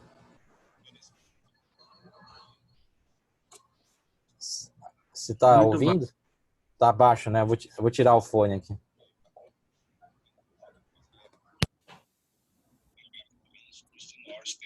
Em 1819, e que resulta um campo magnético sempre que existe um movimento de cargas. Aí, essa é a experiência do Ørsted. Ele colocou uma bússola lá perto, né? Ele viu o ponteirinho se deslocar da bússola. A possibilidade de um campo magnético poder gerar uma corrente em um condutor se tornou realidade. Trabalhando independentemente, o físico americano Joseph Henry e o cientista inglês Michael Faraday fizeram experiências similares e chegaram às mesmas conclusões. Como Faraday publicou seus resultados primeiro, recebeu o crédito pela descoberta do efeito que hoje chamamos de indução eletromagnética. A experiência de Faraday envolve um anel de ferro e duas bobinas de fio isolado. A bobina primária é conectada a uma bateria e a bobina secundária a um galvanômetro. Galvanômetro é um medidor de corrente, medidor de tensão. Um galvanômetro indica um fluxo de corrente diminuto através de um condutor, com seu ponteiro indicando também o sentido do fluxo de corrente. Faraday observou que no instante em que a bobina primária era conectada à bateria, o galvanômetro indicava um pequeno impulso de corrente na bobina secundária. Mas, para sua surpresa, o ponteiro logo voltava a zero, indicando que tinha parado todo o fluxo de corrente. Porém, quando a bobina primária era desconectada, uma corrente era de novo gerada brevemente na bobina secundária, só que desta vez ela era no sentido oposto. É porque nessa parte, quando ele desliga, A mudança da corrente na bobina. quando ele desliga a corrente aqui da bateria, você vai produzir uma nova variação de fluxo aqui, você vai reduzir o fluxo, entendeu? Por isso que já induz uma corrente aqui de novo quando você desliga. Você vai reduzir o fluxo pela redução da corrente, entendeu? Por isso que induz de novo corrente aqui no secundário. Primária, de alguma maneira, induziu uma corrente na bobina secundária. Faraday reconheceu que, ao conectar a bobina primária à bateria, um campo magnético se forma no interior do anel de ferro. Quando o campo aumenta dentro do anel, ele induz uma corrente que flui através da bobina secundária. Então, você está vendo aqui, ó, as linhas de campo aqui, ó, igualzinho lá do eletroímã que eu desenhei, né? Que essa é um mini eletroímã aqui, o primário, né? E por que eles usam esse anel aqui? Esse anel metálico que eles usam, que a gente chama de núcleo de ferro, isso aqui, na verdade, é um transformador que o Faraday montou, né? Que depois a gente usou nos circuitos, né? Mas isso aqui, na verdade, que ele montou era um transformador, ele nem sabia que era um transformador. Se a gente usa esse anel para concatenar essas linhas, para fazer com que essas linhas aqui de campo magnético sejam melhor transmitidas para outra bobina, entendeu? Para que você tenha uma concatenação de campo magnético maior. Se você não coloca esse núcleo de ferro, essas linhas aqui, né, elas vão se espalhar mais pelo espaço, né, pelo ar. Então, quando você coloca esse núcleo de ferro, você consegue concatenar melhor as linhas de campo magnético entre as duas espiras. Então, deixa eu ver se eu entendi. Primeiro ele conecta a primeira bobina, né? Uma Primária, bateria. a bateria. E a bateria gera uma corrente. Uma corrente. E essa corrente, a gente viu que essa corrente produz um campo magnético ao redor daqui do fio. Que é essas linhas aqui, ó, que ele desenhou. Tá vendo? E ele faz essa peça que é de ferro girar? Não, essa peça de ferro não gira, tá? Fica parada. Essa peça de ferro, esse anel de ferro, ele só serve para pegar essas linhas de campo aqui, ó, e meio que transmitir essas linhas de campo para outra bobina. E essa variação de fluxo que você vai ter dessas linhas de campo transmitida pelo anel de ferro vai produzir uma corrente induzida aqui. Entendeu? O anel de ferro ele só serve para fazer com que essas linhas de campo magnético aqui da bobina do primário cheguem aqui com mais facilidade na outra bobina, entendeu? Para você ter um efeito de variação de fluxo maior nessa bobina devido à variação de fluxo dessa bobina. O anel só serve para isso, para concatenar melhor, para transmitir melhor essas linhas de campo para essa bobina. Aí essa variação de fluxo produzida por essa bateria vai ser transmitida para essa bobina através desse anel aqui. Vai ser melhor transmitida através desse anel, entendeu? Se você fica muito distante, se depender que essas linhas cheguem até aqui somente pelo ar, vai chegar a pouco, entendeu? Você não vai ter uma transmissão muito eficiente, você não vai ter uma absorção muito eficiente dessa bobina do secundário por essas linhas aqui produzidas no primário. Então, a gente usa esse anel de ferro para melhorar essa transmissibilidade desse fluxo magnético para essa bobina aqui, entendeu? Só para isso. Achando que esses vídeos mais interessantes são bem antigos no YouTube. Sim, sim, sim. Depois que o campo no anel chega à sua intensidade máxima, não existe mais alteração no interior da bobina secundária. Aí a corrente fica constante, O né? resultado Aí o fluxo é que não constante. existe mais corrente na bobina secundária. Porque o fluxo ficou Quando constante. desconectamos a bobina primária, Aí você reduz o fluxo. desaparece o campo magnético que ela produzia. Isso, aí induz corrente de novo, porque você teve uma variação de Quando fluxo, o campo você teve no anel redução. desaparece, ele novamente induz uma corrente na bobina secundária, agora No sentido contrário. sentido oposto. Sim, porque agora você teve redução, né? Hoje chamaríamos o aparelho de Faraday de transformador. Continuando suas experiências, ele verificou que chegava aos mesmos resultados usando um ímã em forma de barra em vez da bobina primária e do aparelho de anel. Podemos indicar uma das conclusões mais importantes das experiências de Faraday da seguinte maneira: enquanto o campo magnético do interior da bobina estiver variando, será induzida uma corrente nessa bobina. Em 1832, este princípio foi usado pelo francês Hippolyte Pixii para desenvolver o primeiro gerador elétrico. Embora fosse claro que a corrente induzida fluía em sentidos diferentes, dependendo de o campo magnético estar crescendo ou diminuindo, o mistério era por que isso acontecia.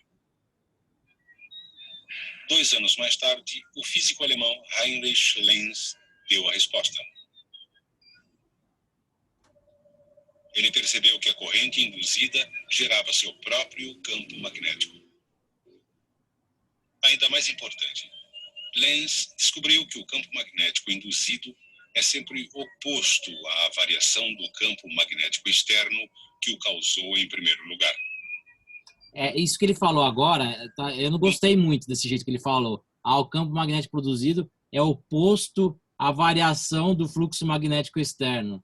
Não é que é oposto. Quando ele fala oposto, parece que o campo magnético induzido vai ter sempre o sentido oposto do campo magnético externo. Não é isso. O campo magnético... Foi o mesmo erro que eu cometi. Então, o jeito que ele falou aqui não está muito correto, não. Eu entendi o que ele quis dizer, mas ele falou de uma forma meio errada.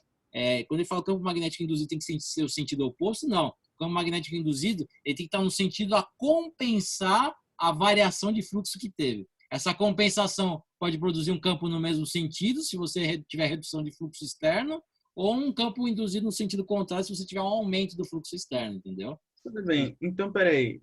No exemplo do transformador, a gente viu que a corrente zera. O galvanômetro indica na posição 0. Mas isso acontece se eu aproximasse, por exemplo, o ímã a metade sul, metade norte, ou o que aconteceria? O que faria zerar o galvanômetro? Naquele exemplo do O que faz zerar o galvanômetro é quando o fluxo fica constante. O ponteirinho do galvanômetro só vai mudar de posição se você tiver indução de corrente. Você só tem indução de corrente quando você tem variação do fluxo. Então, aqui no caso do ímã, o ponteirinho do galvanômetro vai ficar no 0 se você deixar o ímã parado. Se você movimentar o ímã, seja no sentido de aproximar ou afastar, o ponteirinho do galvanômetro vai se movimentar. Ele vai se movimentar no sentido que a corrente for induzida.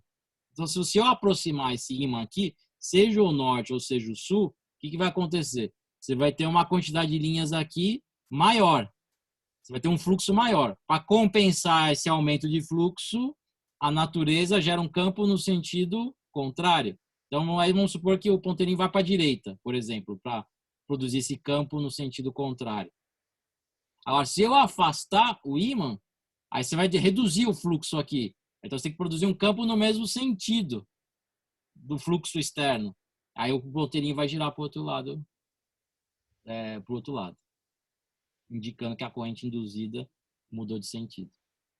Então, se você aproximar ou afastar, o sentido do campo induzido vai ser diferente. E aí o ponteirinho vai girar para lados diferentes também, porque ele indica o sentido da corrente, entendeu? Então, se você produzir o campo em um determinado sentido, a corrente vai induzir num determinado sentido. Se você mudar o sentido desse campo induzido, devido ao afastamento ou aproximação do ímã, aí o campo induzido também vai ser um sentido diferente, entendeu? Em relação, o campo induzido vai ter sempre um sentido diferente.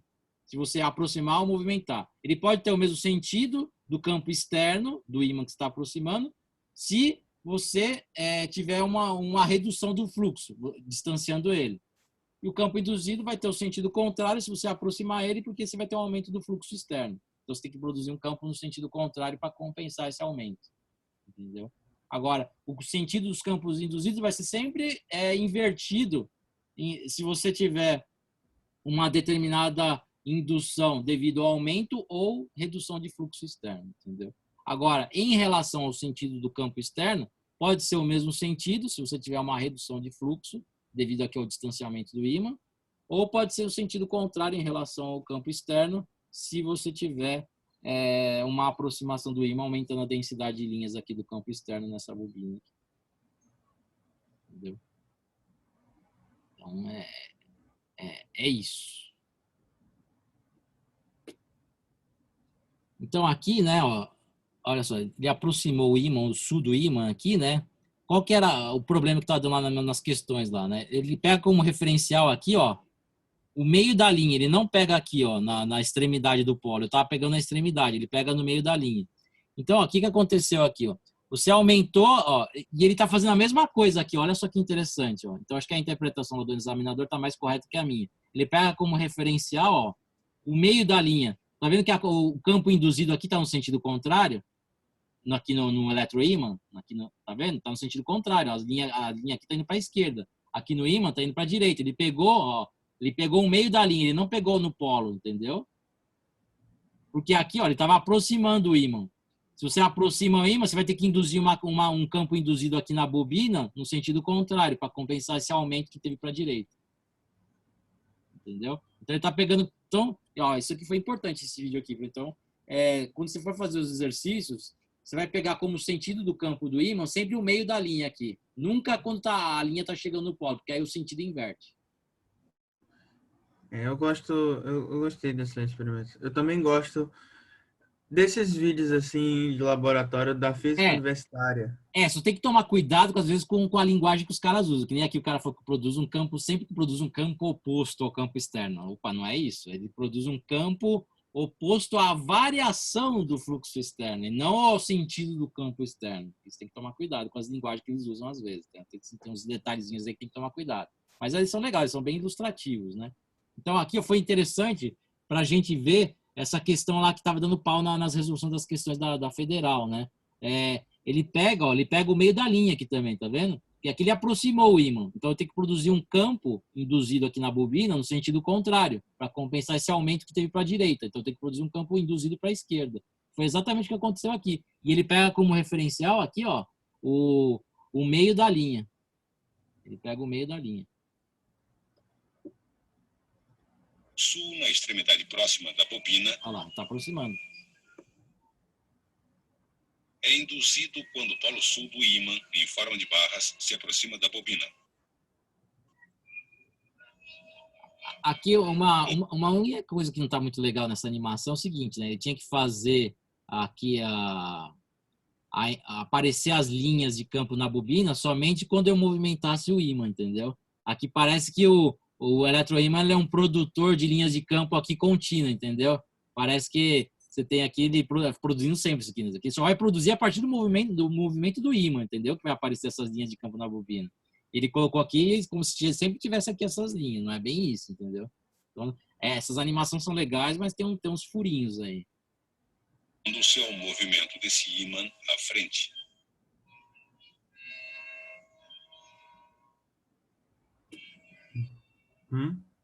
A beleza dessa sua descoberta, hoje conhecida por lei de Lenz, é que podemos agora identificar ambos os polos do campo induzido.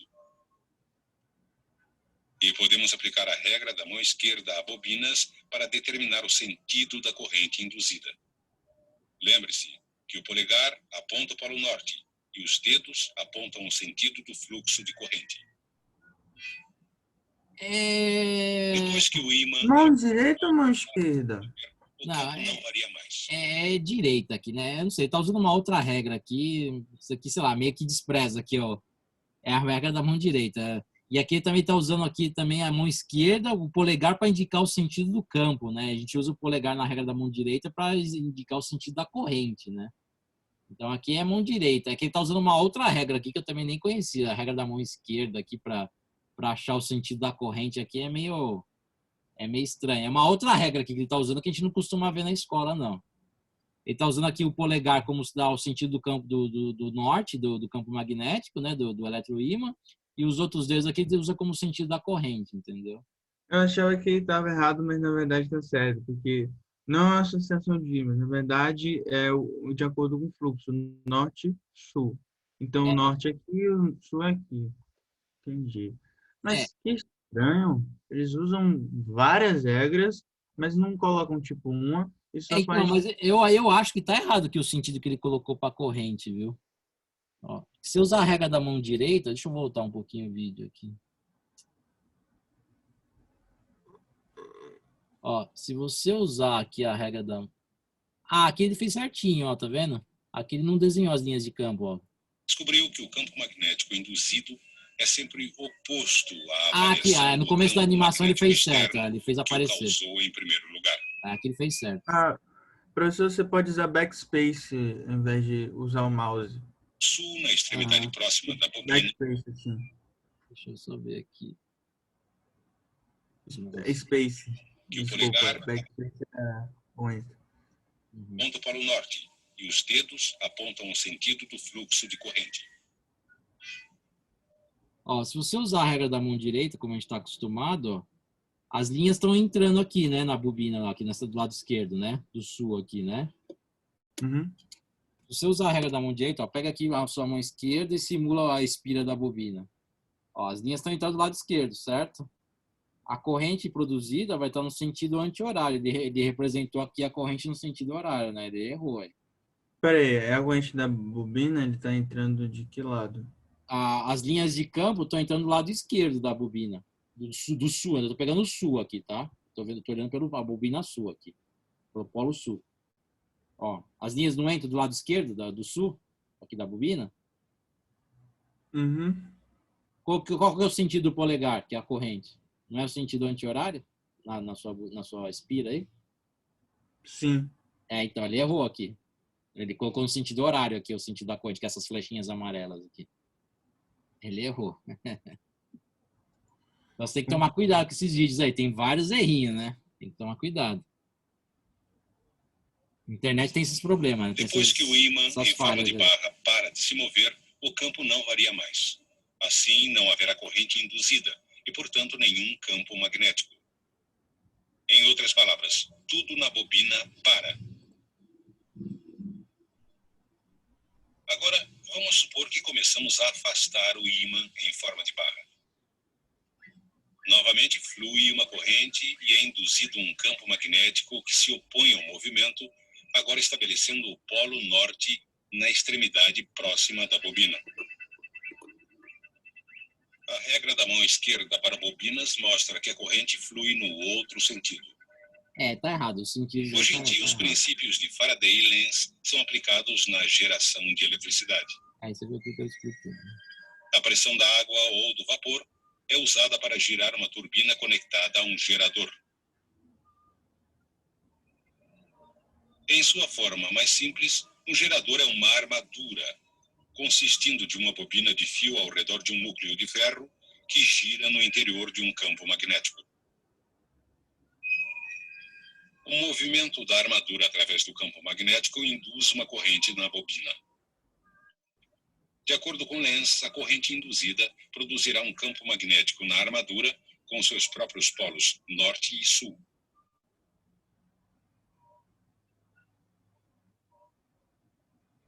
Este campo exercerá oposição ao movimento da armadura através do campo magnético externo.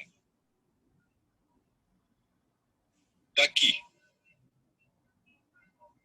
até ali, essa extremidade da armadura será o Polo Norte. Assim, no topo, quando a armadura gira, essa atração se opõe ao movimento, afastando-se do Polo Sul, e essa repulsão se opõe ao movimento, aproximando-se do Polo Norte.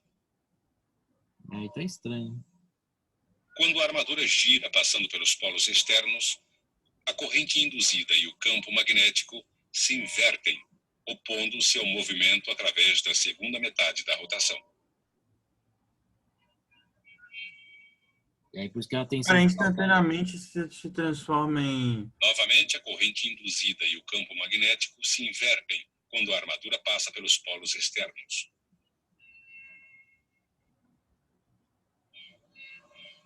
Como o sentido da corrente se inverte a cada meia rotação, o movimento de cargas resultante é chamado de corrente alternada. É, porque inverte o sentido da corrente, né? Então... E o princípio da indução eletromagnética é usado nos enormes geradores elétricos que fornecem a corrente alternada de que tanto precisamos.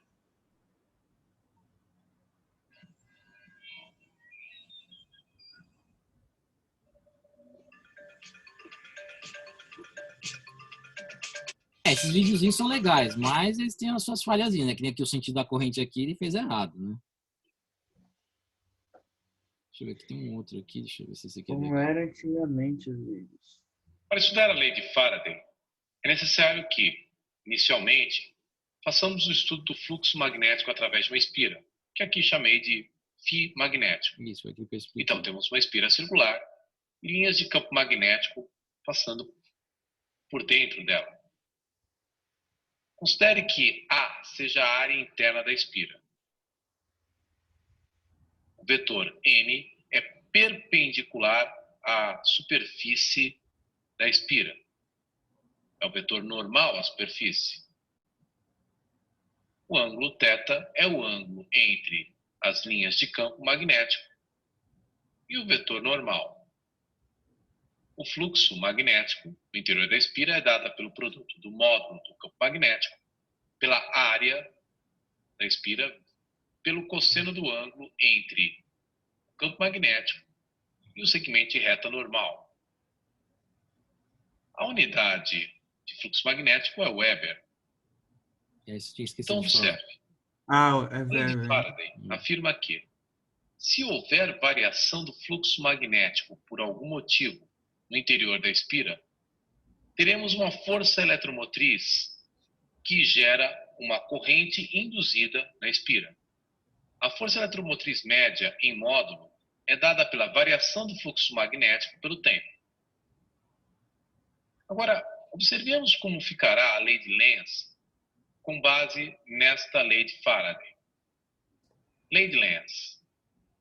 Se o fluxo magnético no interior de uma espira aumenta por algum motivo, então surgirá na espira uma corrente induzida que gera um campo magnético induzido oposto ao aumento do fluxo magnético. Então, pela regra da mão direita, a corrente elétrica, nesse caso, teria sentido anti-horário, e o campo magnético é oposto ao aumento do fluxo magnético no interior da espira. Continua valendo a lei da oposição. Se, no entanto, o fluxo magnético no interior da espira diminui por algum motivo,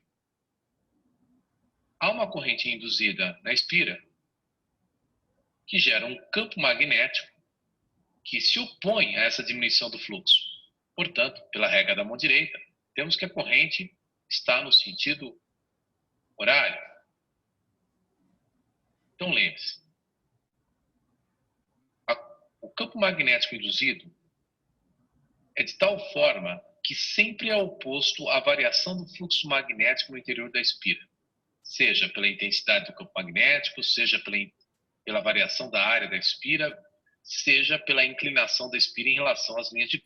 Então, mas aqui eles é meio errado, né? Porque o campo induzido tinha que estar para tá certo, para a esquerda, mas aqui a regra da mão aqui tá meio zoada aqui.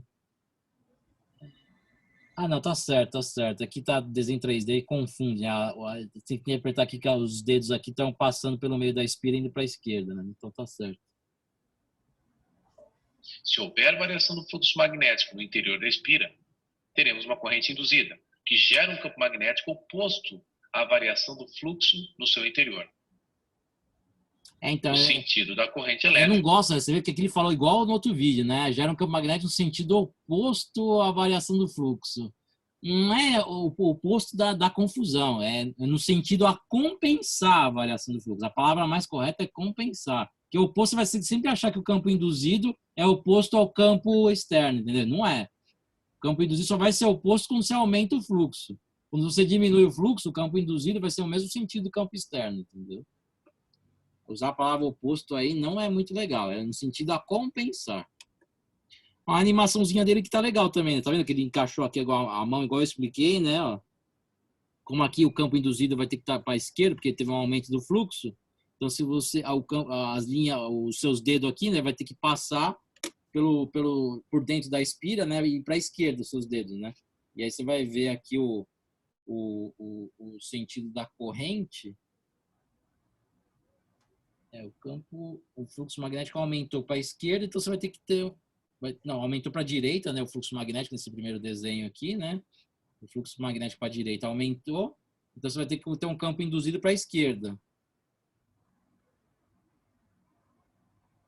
Um campo induzido para a esquerda. Então a corrente vai ter que ser horária, né? Ele representou aqui anti-horária a corrente, né?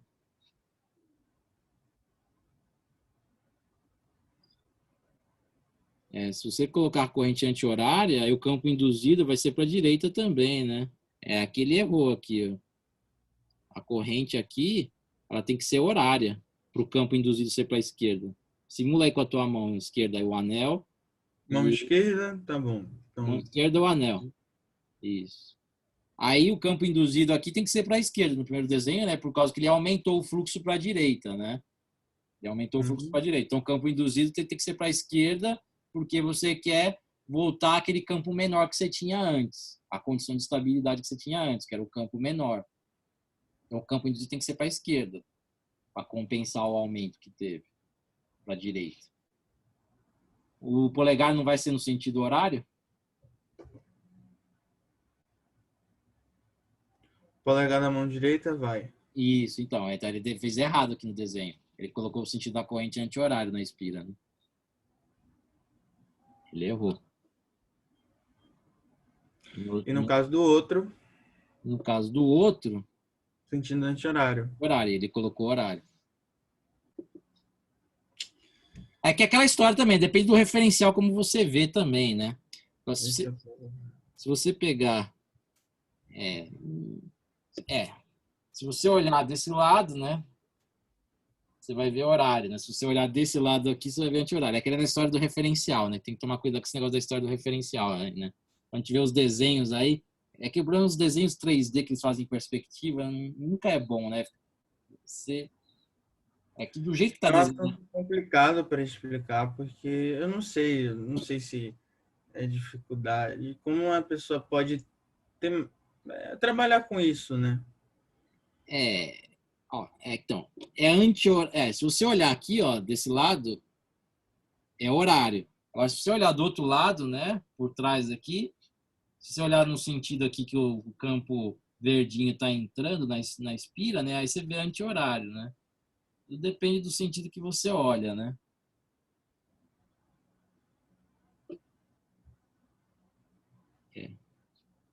Depende Porque não existe uma regra, como você bem disse. se você olhar aqui para a palma da mão dele, tá correto o desenho. Tá correto. Aí você vê o seguinte, se você olhar para a palma da sua mão, você vai ver o sentido anti-horário mesmo da corrente, na regra da mão. Depende do referencial que a gente vê, né? Isso é meio chato. Bom, mas tá aí, né? Esse é um videozinho. Vamos deduzir lá a fórmula do transformador lá, né, que você tinha falado.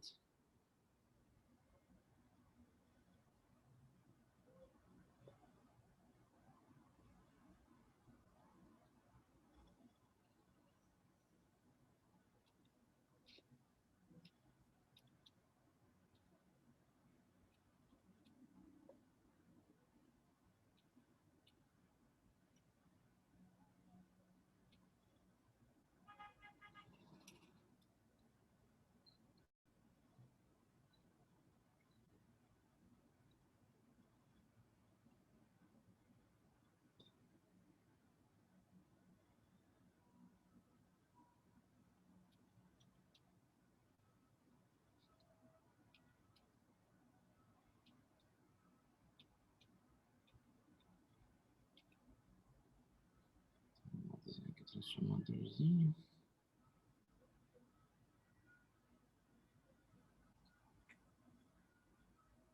Então aqui, ó, esse é o primário na esquerda, né? Que a gente aplica uma tensão aqui no primário.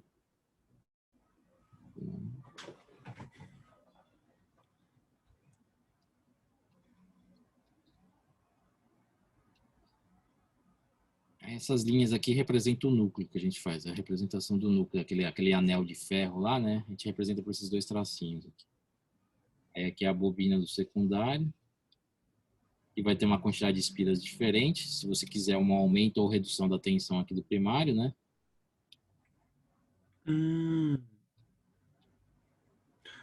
Você já tinha demonstrado isso uma vez.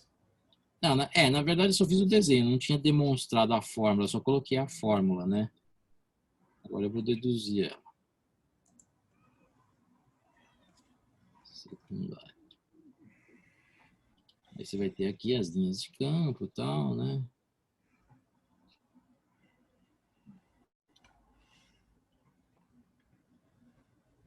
Essas linhas de campo, elas vão, no caso aqui do transformador que você liga numa tensão alternada, né?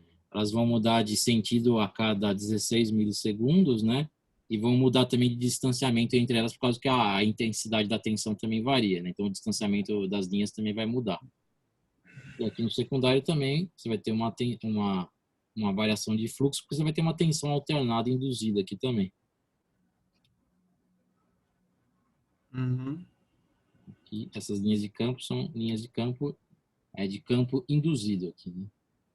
Aqui é o campo induzido. E esse aqui é o campo externo, aqui, produzido pelo primário. Então, como que é? Pela lei de Faraday, né? A tensão induzida é variação de fluxo no intervalo de tempo. Mas, como que a gente calcula fluxo? A gente viu lá, que a gente acabou de ver no vídeo aí, eu coloquei lá no começo da aula também, né? É o campo vezes a área vezes o cosseno do ângulo. Aí B vezes A vezes cosseno de alfa dividido por delta T. No caso aqui, como você tem aqui várias espiras, né, você tem que multiplicar pelo número de espiras também.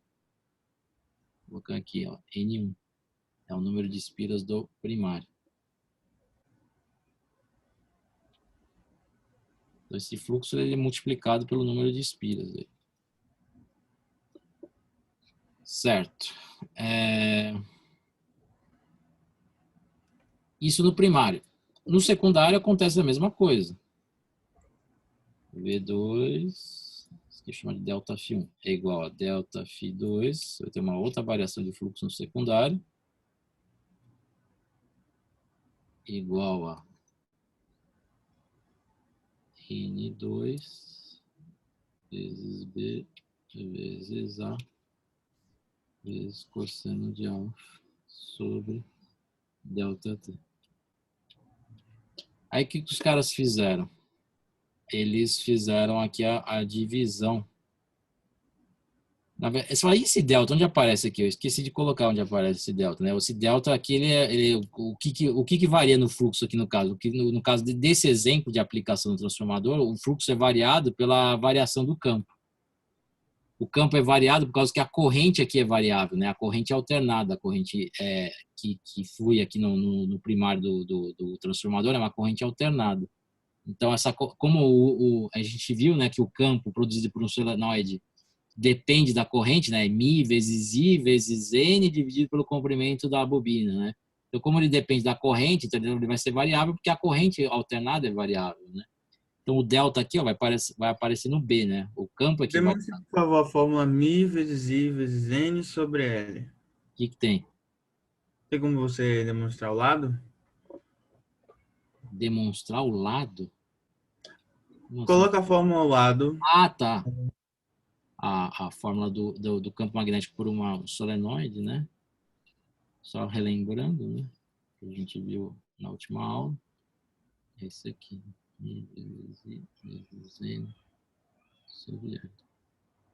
Então, na verdade, O N aqui aparece por conta, né, aqui da fórmula também do campo do B, né? Então, a variação do campo vai ser devido à variação da corrente, porque você liga aqui no primário uma corrente alternada sempre. Só se eu ligar uma corrente contínua aqui, aí ferrou, você não vai ter variação de fluxo. O campo não vai ser variável. E aí você não vai ter indução no secundário. Aí o transformador perde a função dele, ele não funciona se você ligar uma tensão contínua aqui. Porque só vai ter variação de fluxo no transformador devido à variação da corrente alternada. E aí você vai produzir um campo magnético variável também. E aí é assim que você vai ter o seu fluxo variável. Se ligar uma tensão contínua aqui no primário, a corrente é constante. Aí o campo vai ser constante também. Se o campo é constante, você não vai ter indução de tensão na outra bobina. Então, o transformador só funciona com tensão constante. Isso aqui pode até ser uma questão de vestibular, viu? O que acontece se ligar uma tensão constante no primário? É uma aplicação de indução eletromagnética, né? Que o cara tem que saber. Então, aí o que os caras fazem? Eles pegam e dividem uma equação pela outra. A tensão induzida do primário divide pela tensão induzida do secundário. E aí vai cortar tudo aqui, né? O delta B, o A, delta T, cosseno alfa, corta tudo. E aí só vai sobrar os números de Spira como diferente. E aí eu chego na fórmula da relação entre as tensões do primário e secundário de um transformador, que se relaciona através dos números de Spiras de cada um. Essa é a relação de tensão do transformador. Você divide uma equação, divide a equação de Faraday do primário pela equação de Faraday do secundário e você chega aqui na relação do transformador. É assim que deduz. Deu para entender? Deu. Então, você vê que essa matéria aí, né, é um fenômeno que a gente usa muito no nosso dia a dia, né? Esse negócio da indução aí, a gente usa no transformador, usa lá na geração da energia elétrica nas usinas, usa no alto-falante, usa no microfone, usa na bicicleta, usa no alternador do carro, né? Tem uma infinidade de aplicações no nosso cotidiano, aí, nossa vida, que deixa a nossa vida mais prática e confortável, né? É um fenômeno interessante com inúmeras aplicações no nosso mundo moderno atual. Então, acho que é basicamente isso. O que eu ia falar para você, né? Tem aquela lista que eu te mandei, né? Para fazer. E aquela você pode fazer um pouquinho a mais, não só 6, né? Tenta fazer, sei lá, uns 12, 15 exercícios, pelo menos, daquela lista lá. Eu acho interessante fazer para fixar bem esse conceito da lei de Lenz, né? Isso aí é importante. E tenta refazer aqueles exercícios daquelas primeiras provas que a gente fez lá, né, de 2020, 2019, 2018, 2017, dessa parte aí de indução aí. Tenta refazer aqueles exercícios. Acho que é interessante agora para ver se você consegue ver se consegue chegar naquela resposta conscientemente agora. Eu acho que agora você está com mais condições de conseguir chegar na resposta conscientemente. E tem que tomar cuidado, né? São da lei de Lenz, né? Os vídeos aí falam tudo meio errado na nomenclatura, né? Vai para o campo induzido no sentido oposto da variação do fluxo. Não. Ele é no sentido a compensar a variação de fluxo, que pode ser no mesmo sentido do campo externo, se houver uma redução de fluxo, e no sentido oposto ao campo do fluxo externo, se houver um aumento de fluxo na região próxima ao condutor. Entendeu? Então, esse negócio da compensação é importantíssimo você entender da lei de Lenz, né? No sentido, o campo induzido vai ter o sentido a compensar a variação de fluxo. Então, se for uma variação de fluxo que aumente o campo naquela região, o campo induzido vai ter que ser no sentido oposto. Agora, se a variação de fluxo for no sentido de diminuir o campo naquela região, então o campo induzido vai ter que ser no mesmo sentido do campo externo para compensar a redução que teve. Isso é a lei de Lenz, que você precisa saber para saber qual é o sentido do campo induzido na sua espira e, consequentemente, o sentido da corrente induzida nesse corpo metálico aí. Pode ser uma espira, pode ser um circuito aqui também, né? Esse aqui pode ser um circuito, um resistor e gerador aqui também, sei lá. Gerador não, geralmente eles não colocam gerador, geralmente é só resistor aqui. Então, esse negócio da lei de Lenz é importantíssimo aí para você saber resolver esses exercícios aí que você tem que descobrir o sentido da corrente induzida no circuito. Aqui tem toda a descrição aqui que eu fiz, né? Teórica, né? Pode ler aqui de novo isso aqui, né? Para fixar melhor, né? Aí tem os exemplos aqui, a lei de Faraday. A lei de Faraday é mais tranquila, né? Você vai ter tensão induzida se você tiver variação do fluxo. A variação do fluxo pode ser produzida de várias formas, né? Pode ser pela variação do campo, no caso do transformador, né? Você varia o campo pela variação da corrente alternada. E no caso do gerador, né? Na turbina, da usina, você vai variar o fluxo pela variação da área de coleta das linhas, né? Quando lá a turbina gira lá, a espira vai girar e a quantidade de linhas vai mudar por conta que você está variando a área de coleta, né? Você está variando esse ângulo. Coloca assim, de análise dimensional, Weber igual a Tesla vezes metro ao quadrado. Isso, eu esqueci, né, de colocar. Eu sempre esqueço da questão aqui da análise dimensional da coisa. Esse aqui é o Weber, né? Que também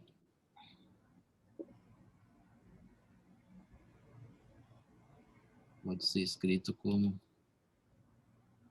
Tesla vezes metro quadrado. Eu esqueci, né? De novo da unidade aqui. Então,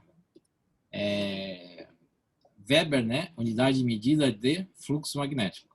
Unidade de medida de campo magnético, aí é o Tesla ou o Gauss. Lembrando que não é o mesmo Weber do filósofo Max Weber, é outro Weber, acho que é de Joseph. Eu acho que é outro Weber, eu acho que não é o mesmo. Não. E deixa eu falar. O vetor campo magnético também pode ser chamado de vetor indução magnética, né? Acho que esse nome indução magnética é devido à indução eletromagnética, né? Devido ao campo induzido que ocorre na indução eletromagnética. Por isso que tem esse nome também. Mas eu prefiro falar só vetor campo magnético. Eu acho mais tranquilo. Bom, alguma dúvida? Alguma coisa que você queira perguntar, além do que a gente falou aí? Não. Tranquilo?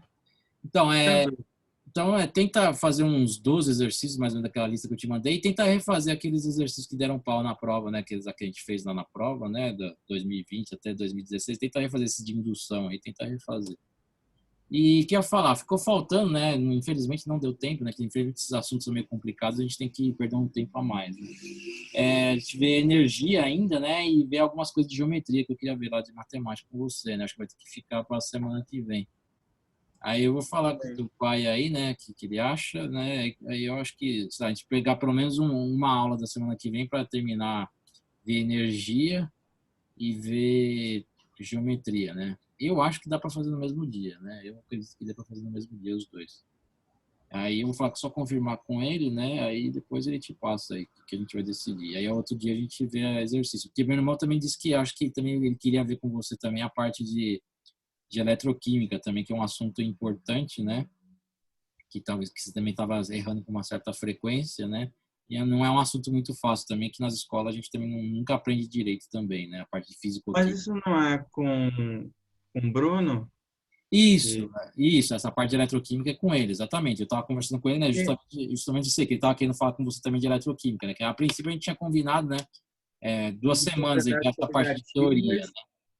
Isso, a gente está com propriedades coligativas. Isso, ele disse que viu ele equilíbrio químico também, né? Equilíbrio químico, exato.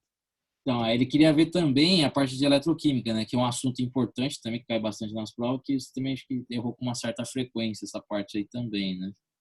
Então, é um assunto que ele queria abordar com você também. Então, talvez a gente tenha que estender um pouco essa aula de teoria para a semana que vem também. E acho que aí dá para concluir a parte teórica aí que você estava mais deficiente, você estava errando mais nas provas, né? E aí a gente retornaria para a resolução das provas novamente na outra semana ou na nossa segunda aula, né? Talvez já dê para retornar para a resolução das provas, não sei. Tudo bem. Aí eu vou falar com o teu pai hoje, né? E aí eu vou confirmar ali, aí depois ele te passa aí se vai ser teoria, continuação de teoria, a gente volta com as provas, né? Eu vou conversar com ele, confirmando direitinho, aí depois ele passa para você. Tá bom? Ok. Então é isso. Então, bom final de semana aí. Semana que vem a gente se vê. Abraço. Tchau. Tchau. Peraí.